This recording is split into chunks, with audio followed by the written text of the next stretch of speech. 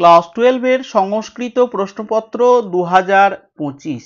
দেখো তোমাদের আমি এমসিকিউ এসএকিউ গুলো একটু আলোচনা করে দিচ্ছি, তোমরা একবার তোমাদের উত্তরের সঙ্গে মিলিয়ে নিতে পারো বা দেখে নাও।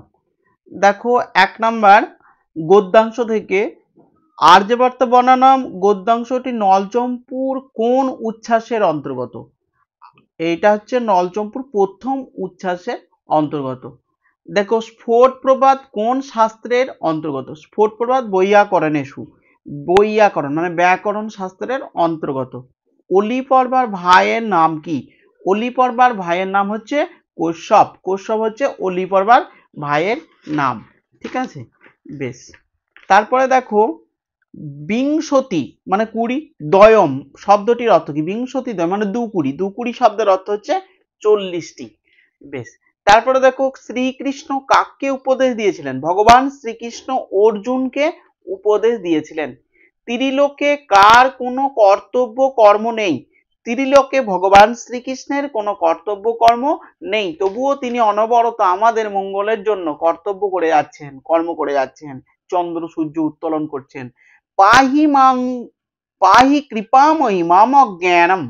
তাহলে পাহি শব্দের অর্থ কি? পাহি শব্দের অর্থ রক্ষা করো, রক্ষা করা। পাহি শব্দের অর্থ হচ্ছে রক্ষা করা। বেশ।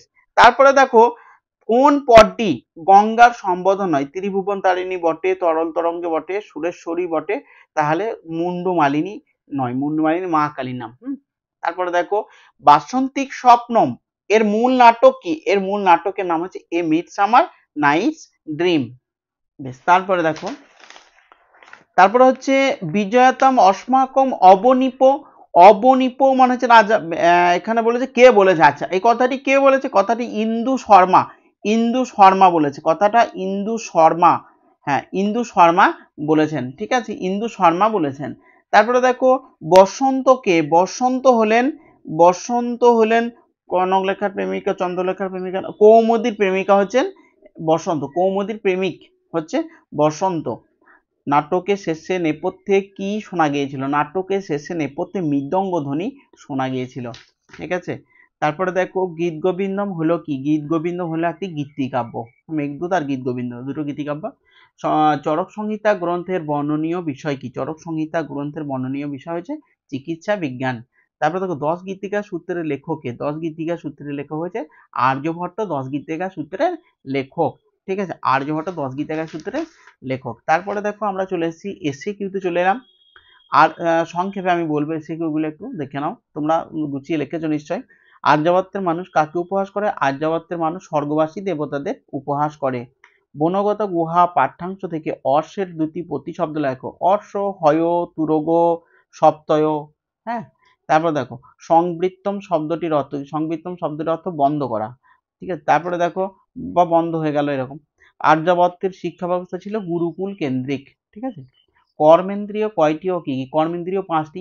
বাক, পানি, পাদ, পায়ু, উপস্থ। এটা প্রচুর এসেছিল টেস্ট পেপারে, বার প্রতিটা পেজেই ধরতে গেলে। খণ্ডিত গিরিবর মণ্ডিত ভঙ্গে। গিরিবরকে? গিরিবর এখানে হিমালয়। তারপরে দেখো মুনিবর কন্যা। মুনিবরকে? মুনিবর এখানে জন্য মুনির কথা বলা হয়েছে। নৈষ্কর্ম কি? নৈষ্কর্ম শব্দের অর্থ হচ্ছে মোক্ষ। ঠিক আছে, বেশ। তারপর দেখো ইন্দ্রবর্মার উদ্বেগের কারণ কি? সংক্ষেপে বলতে গেলে ইন্দ্রবর্মার উদ্বেগের কারণ হচ্ছে তার বিবাহ। ঠিক আছে, তার বিবাহ হচ্ছে তার উদ্বেগের কারণ। তমনু কাচিত ইন্দু বদনা। এখানে ইন্দু বদনাকে, ইন্দু বদনা হচ্ছে, এখানে ইন্দু বদনা বলতে ওই কৌমুদীর কথা বলা হয়েছে। কৌমুদী চন্দ্রমুখী। হ্যাঁ, ইন্দু বদনা, ইন্দু মানে চাঁদ, বদনা মানে মুখ, চন্দ্রমুখী কাকে বলা যায়? ওই কৌমুদীকে। বাসন্তিক স্বপ্নম সংস্কৃত ভাষায় কে অনুবাদ করেন? বাসন্তিক স্বপ্নম সংস্কৃত ভাষায় অনুবাদ করেন আর কৃষ্ণম আচার্য। বিহায় শব্দের অর্থ কি? বিহায় শব্দের অর্থ পরিত্যাগ করা। হ্যাঁ, পরিত্যাগ করা। তারপরে দেখো বা ত্যাগ করা, এরকম ধরনের। অভিজ্ঞান শকুন্তলম নাটকে বিদূষকের নাম কি? বিদূষক, বিদূষকের নাম হচ্ছে মাধব্য। মাধব্য বিদূষক। হ্যাঁ। একটি ভারতীয় প্রাচীন শৈল চিকিৎসা গ্রন্থের নাম কি? ভারতীয় প্রাচীন শৈল চিকিৎসা গ্রন্থের নাম হচ্ছে সুশ্রুত সংহিতা। ঠিক আছে। স্ত্রী চরিত্র বর্জিত একটি সংস্কৃত নাটকের নাম। স্ত্রী চরিত্র বর্জিত একটি সংস্কৃত নাটকের নাম হচ্ছে মুদ্রা রাক্ষস। হ্যাঁ। এরপরে দেখো একটু বড় প্রশ্নগুলো দেখে নাও। আর্যাবর্তের ও স্বর্গের তুলনা যেভাবে কবি ত্রিবিক্রম ভট্ট করেছেন তা বর্ণনা। কমন প্রশ্ন। বনগত গুহা গদ্যাংশ অবলম্বনে কৈশব ও অলি পর্বার আর্থিক অবস্থার পরিচয়, এই দুটোই কমন। শর্টগুলো দেখলে প্রত্যেকটা শর্টই কমন, ওই সালে থেকেই এসছে বেশিরভাগই। বেশ, তারপরে দেখো এই বড় প্রশ্ন তো একটাও বাদ যায়নি, সবই এসেছে। মিথ্যাচার আসা উচ্চতে, মিথ্যাচার কাকে বলা হয়? গীতার কর্মযোগ অনুসারে লেখো। তারপরে দেখো গঙ্গা স্তোত্রময় কবি কে? হ্যাঁ, গঙ্গা শঙ্করাচার্য। এই স্তোত্রটি কোন ছন্দে রচিত? পদঝটিকা ছন্দে রচিত। তারপর বলেছে গঙ্গার মাহাত্ম্য কীর্তন করো। এটা তো প্রতি বছরই আছে এই প্রশ্নটা। বেশ, মহিপতে তথৈব বসন্ত অপি, উক্তিটি কার? কৌমুদীর। কার উদ্দেশ্যে বলেছে? রাজার উদ্দেশ্যে। কখন করা হয়েছিল? যখন তার পিতা রাজার কাছে বিচার চাইতে এসেছিলেন তখন। তার সপক্ষে কয়েকটি যুক্তি দাও। তাহলে কেটে কেটে 1 1 1 2 এরকম আছে। ভালো নাম্বার পাওয়া যাবে যদি গুছিয়ে লিখতে পারা যায়।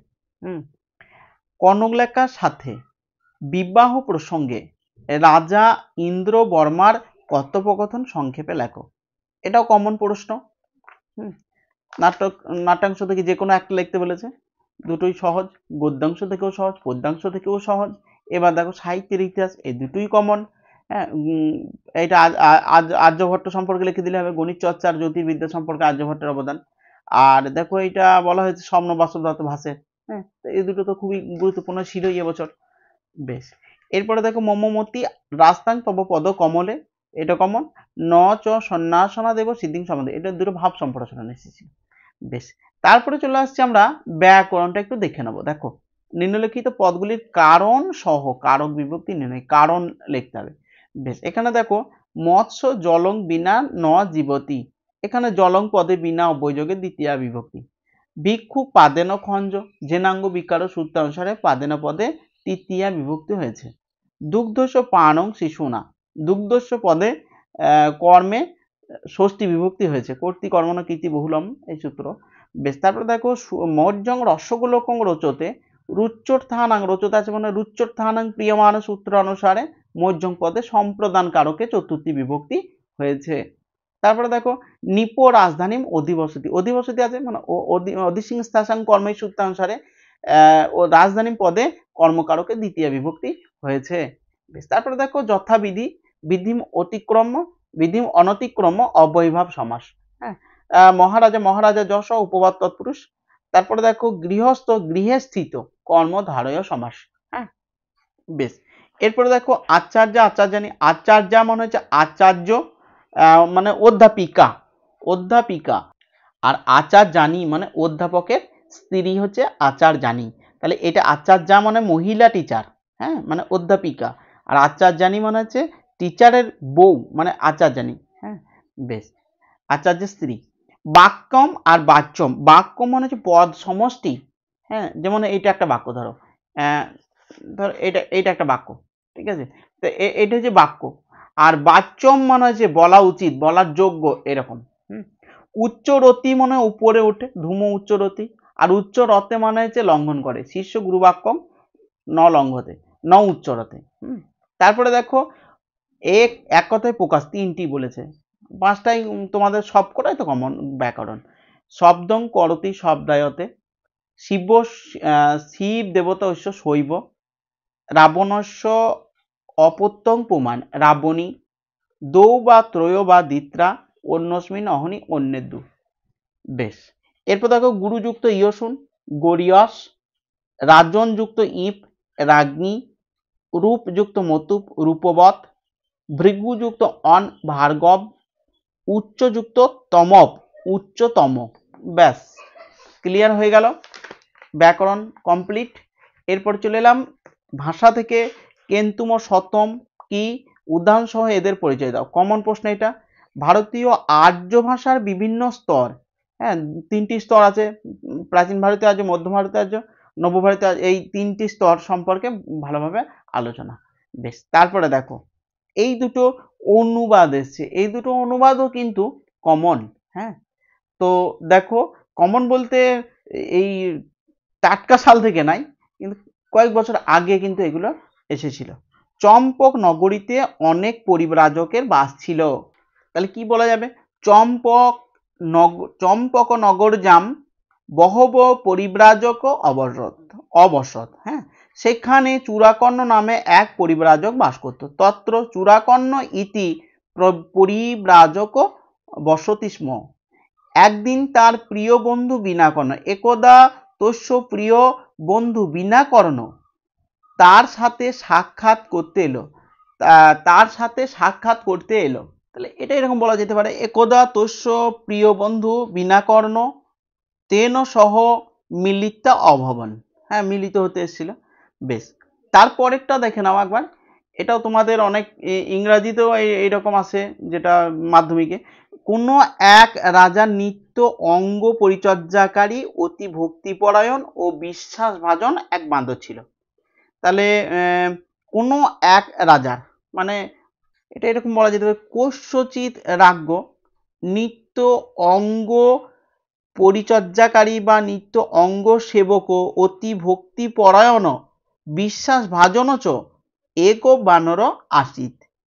ঘুমন্ত রাজাকে একদিন বানরটি পাখা দিয়ে বাতাস করতে থাকলে মাছি তার বুকের উপরে এসে বসে।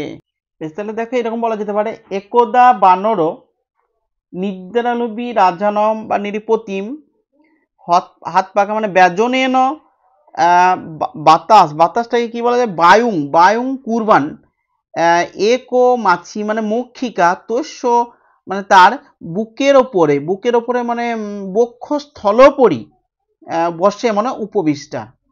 পাখা দিয়ে পুনঃ পুনঃ বাধা দেওয়া সত্ত্বেও মাছিটি বারবার সেখানে বসছিল। তাহলে এটা এইভাবে বলা যেতে পারে, দেখো পাখা দিয়ে অর্থাৎ ব্যজনেন, ব্যজনেন মানে পাখা দিয়ে পুনঃ পুনঃ বাধা দেওয়ায়, পুনঃ পুনঃ বাধা দেওয়া মানে পুনঃ পুনঃ বলতে কি বলা হয়, পুনঃ পুনঃ বলতে পুনঃ পুনঃই রাখা যাবে। তাহলে ব্যজনেন পুনঃ পুনঃ নিবারিতা, নিবারিতা সত্ত্বে মানে উপি, তাহলে পুনঃ পুনঃ ব্যজনেন পুনঃ পুনঃ নিবারিতা অপি মাছিটি মানে মক্ষিকা পুনঃ পুনঃ আবার পুনঃ পুনঃ তত্র, তত্র কি হচ্ছিল, বসছিল, উপবিশতি, উপবিশতি। ঠিক আছে, এই হলো তোমাদের অনুবাদ। বেশ, তাহলে আর কি বাকি আছে, তাহলে দেখা আছে রচনাটা বাকি আছে। মম প্রিয় কবি, এটা কমন। দূরদর্শনস্য প্রভাব, এটাও সালের প্রশ্নের মধ্যেই আছে। আর এইটা খালি নতুন, ওই দুটো কিন্তু সালের প্রশ্ন, এই কয়েকটা সাল তোমাদেরকে দেখতে বলেছিলাম, এই সালের মধ্যেই সব প্রশ্নগুলোই আছে, কমন প্রশ্নগুলো সবই আছে। ঠিক আছে, তোমরা জানাবে তোমাদের পরীক্ষা কেমন হয়েছে, কমেন্টে তোমরা অবশ্যই জানাবে। ঠিক আছে।